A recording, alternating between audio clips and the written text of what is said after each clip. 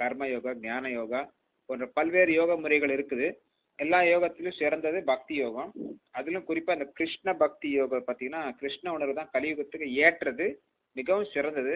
எந்த குழப்பத்தையும் இது இது விளைவிக்காத பயிற்சி. மிகவும் எல்லாருமே பயிரிடலாம். சில யோக முறைகள் எல்லாம் ரொம்ப கட்டுக்கோப்பாக இருக்க வேண்டும், பிரம்மச்சரியத்தை கடைபிடிக்க வேண்டும், சில தனிமையாக இருக்க வேண்டும்.